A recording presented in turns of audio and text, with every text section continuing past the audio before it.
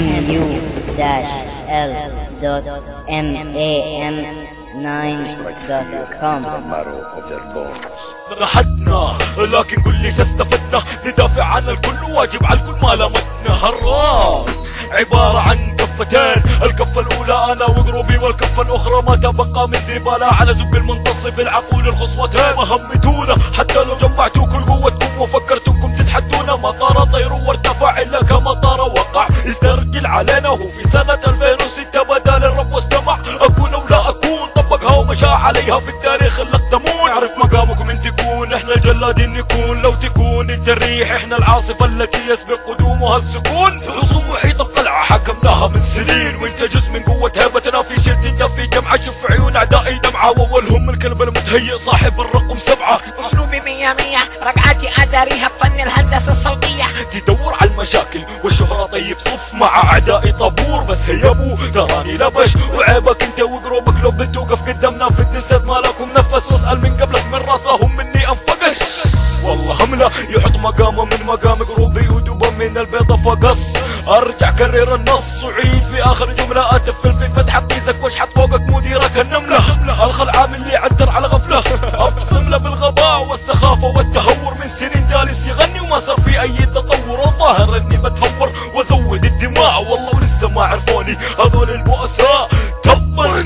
وعلى المنافقين اللي يمدحك في وجهك ويحلف ويقول انه ذراعك اليمين، من دخلت هذا المجال وانا متاخذ قاعدة ان الكبير لازم يعطف وحين على الصغارية، لكن اذا الصغارية ما احترموني ما بينفعهم الندم ولا بيلقوا من تهورهم وغشهم معايا انا فائدة. من قال انك احسن مني والله انهم جهال، اذا كنت انت جنرال فانا في الرفرعون. والفروق اللي بيني وبينك هي كالتالي، ما اجحد تعب وتعليم الناس اللي لهم فضل علي على عكسك يلي على استاذكم تجحدون. هالجزاء والاحسان عندكم النكران يا حسافة، والله انك كنت مغفل الشيطان في كرمتك يشحطون وبمقطعك يكسرون. ومع كل هذا بكلمة من البغل ومن اعوانه فيك يودون ويجيبون لف. وطالع حولك بتعرف ان هذا هو الوضع الحالي لحالي، انا مرمطكم وبكيفي اقدر اولع واطفلكم محنتكم. قرينا شوف من بيتحداني القحبة شرية وسكينة قلبه امتلا بالطغينة. وبعد التفكير العميق النتيجة انه يخرج من قروب اللي عدمنا سمعتهم واختفوا عن انظار الساحة هذه قرون. يحاولوا يطورون قوة كلماتي واسلوبي قواعدهم يحطون. ولا الثاني قلد شخصية الشمعة المنطفية واسلوب كلماته منسوخ. معلومة على اللي يقول هذا المقرود الممسوخ. والنعم فصلك العراقي لكن والتراب في وجهك الظاهر يبي يرجع اسطورة. وش رايك بالكسرة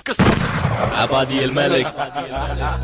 مسحنا قوة ربكم وقلنا عساها عبرة لعلكم تعون. ان كثر اللعب في الهندسة وقلب الالحان يبين ستايل الكلمات قديم. دقتكم في تركيب الوزن يبغى لها ترميم جيم. تردف للسين اللي بسألكم اياه، هل تتوقع انك تقدر على مكاوية مخنف انت وياه؟ هول سي ام اي دبل كي كي اي دبل واه، اللي يتفاخر بفلوه انا عندي دواه. يلا جيبوه اللي يقول مكاوي فلان اتعداه، والله وياكم خراه. ترجفون يوم طلبت انا التحدي على بالكم انكم مني تعدون تحلمون. نرفع تحية واصفق لكم من دسات انتو تتعلمون. انزل جرب وشوف ان ما خليتك توطي راسك مثل العروس اللي تخاف قبل ليلة دخلتها. ما اكون من ظهر راجل اصبرنا ما انتو قوتها. واصل ونواصل.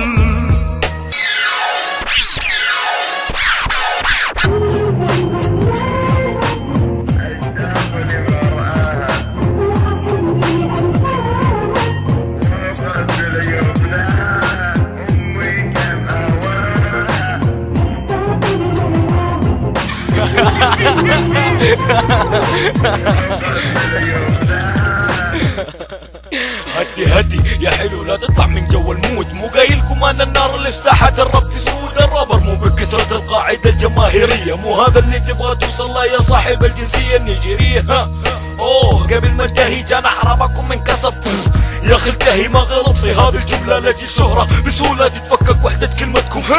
يا اخي دامك مو قد كلامك وخايف يطيح مقامك بين كل حشود هذه الجماهير. تطلب تحدي اعتذر من خويك وبعدين تركعوها وتقولوا ان هذه كانت خطط منا مسبوقة التدبير. طير انت وتخطيطك يا ذو الرأس المستدير. نحن قوم ننيك هذه الساحة ومن عليها، لاني ما اعرف ارحم ولا اندم اهدم. لا تفكر تسلم من جنوني ولا تلوموني، خلوني اطلع حري عشان كذا ابعد عني واتقي يا جاهل شري. رديت في فم مكاوي يلا الكل يخضع لي امري.